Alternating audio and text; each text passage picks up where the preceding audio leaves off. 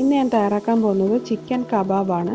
അതിന് വേണ്ടിയിട്ട് 1/2 kilo chicken ചെറിയ പീസസ് ആയിട്ട് എടുത്ത് കഴുകി വൃത്തിയാക്കിയതാണ്. ഇത് മാരിനേഷന് വേണ്ടിയിട്ട് എടുക്കുമ്പോൾ ഒട്ടും വെള്ളമയം ഇല്ലാണ്ട് പ്രത്യേകം ശ്രദ്ധിക്കണം. ഇല്ലെങ്കിൽ നമ്മൾ ഫ്രൈ ചെയ്തെടുക്കുമ്പോഴത്തേക്ക് അത്ര ക്രിസ്പി ആയിട്ട് കിട്ടത്തില്ല.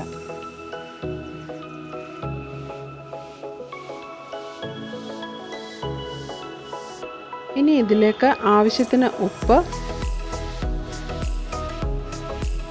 1/2 ടീസ്പൂൺ മഞ്ഞൾപ്പൊടി, അരമുറി നാരങ്ങ ഇത്രയും ചേർത്തിട്ട് ഒന്ന് മാരിനേറ്റ് ചെയ്ത് അരമണിക്കൂർ മാറ്റി വെക്കാം.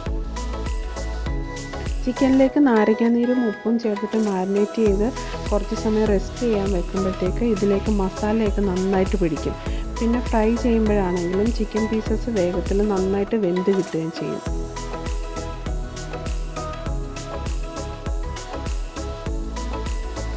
ഇപ്പോൾ അരമണിക്കൂർ കഴിഞ്ഞിട്ടുണ്ട്. ഇനി നമുക്കിതിലേക്ക് ആവശ്യമായിട്ടുള്ള മസാലകൾ ചേർക്കാം. 1 ടേബിൾ സ്പൂൺ കാശ്മീരി ചില്ലി പൗഡറാണ് ചേർക്കുന്നത്. ഞാനിവിടെ ആർട്ടിഫിഷ്യൽ ഫുഡ് കളർ ഒന്നും യൂസ് ചെയ്യുന്നില്ല. കാശ്മീരി ചില്ലിപ്പൊടി ചേർക്കുന്നത് കൊണ്ട് അത്യാവശ്യം കളർ കിട്ടും. നിങ്ങൾക്ക് വേണമെന്നുണ്ടെങ്കിൽ ഫുഡ് കളർ ചേർക്കാമേ. 1/2 ടീസ്പൂൺ മല്ലിപ്പൊടി, 1 table spoon ginger garlic paste. ഇത് റെഡിമെയ്ഡ് ആയതുകൊണ്ടാണ് ഞാൻ 1 ടേബിൾ സ്പൂൺ ചേർക്കുന്നത്. നമ്മൾ വീട്ടിൽ പ്രിപ്പയർ ചെയ്യുന്നതാണെങ്കിൽ 1 അല്ലെങ്കിൽ 1.5 ടീസ്പൂൺ ചേർത്താൽ മതിയാവും. 1/2 ടീസ്പൂൺ ജീരകപ്പൊടി. ഈ കബാബിൻ്റെ മസാലയിൽ ജീരകത്തിൻ്റെ പൊടി മസ്റ്റായിട്ട് നമ്മൾ ചേർക്കണം. എന്ന് വെച്ചാൽ ജീരകത്തിൻ്റെ പൊടി കബാബിന് ഒരു പ്രത്യേക ടേസ്റ്റ് തരും. അല്ലെങ്കിൽ സാധാരണയായിട്ട് ചിക്കൻ ഫ്രൈ ചെയ്തെടുക്കുന്ന ഒരു ടേസ്റ്റ് മാത്രമേ കിട്ടത്തുള്ളൂ. 1 ടീസ്പൂൺ ഗരം മസാല,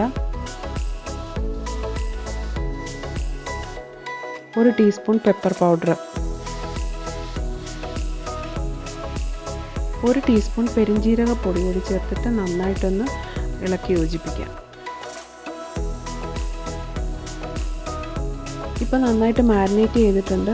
ഇനി ഇത് വീണ്ടും ഒരു അരമണിക്കൂർ മാറ്റി വെക്കാം. നമ്മൾ മസാലയൊക്കെ ചേർത്തിട്ട് എത്രയും സമയം റെസ്റ്റ് ചെയ്യാൻ വേണ്ടി വെക്കുന്നു അത്രയും നമുക്ക് കബാബ് ഫ്രൈ ചെയ്യുമ്പോൾ ടേസ്റ്റ് കിട്ടും. ഇനി ഇതിലേക്ക് ഒരു മുട്ട കൂടി ചേർത്തിട്ട് നന്നായിട്ട് ഇളക്കി യോജിപ്പിക്കാം.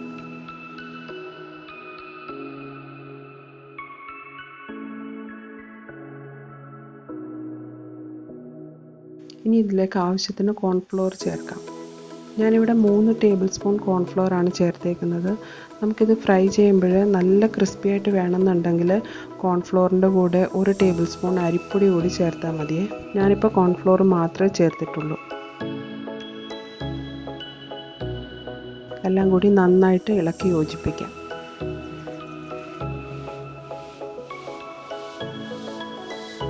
ഇനി നമുക്കിത് വറുത്തെടുക്കാം.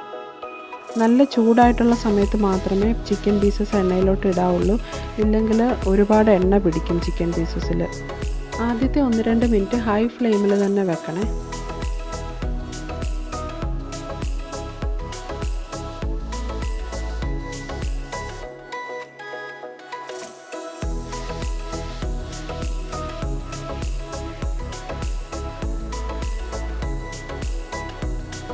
ഒരു മിനിറ്റിന് ശേഷം നമുക്ക് പീസസ് എല്ലാം ഒന്ന് തിരിച്ചിട്ട് കൊടുക്കാം. അതിനുശേഷം ഇനി മീഡിയം ഫ്ലെയിമിലോട്ട് മാറ്റാം. ഏകദേശം ഒരു 7 മുതൽ 10 മിനിറ്റിനുള്ളിൽ നമ്മുടെ കബാബ് റെഡിയായിട്ട് കിട്ടും. ഇപ്പോൾ ഏകദേശം ഫ്രൈ ആയിട്ടുണ്ട്. ഇനി ലാസ്റ്റ് 1 മിനിറ്റ് ഹൈ ഫ്ലെയിമിൽ വെച്ചിട്ട് നമുക്കിത് കോരി മാറ്റാം. ലാസ്റ്റിൽ ഹൈ ഫ്ലെയിമിൽ വെച്ചിട്ട് കോരി മാറ്റുന്നത് ചിക്കൻ പീസസിൽ കൂടുതൽ എണ്ണ പിടിക്കാണ്ടിരിക്കാനാണ്.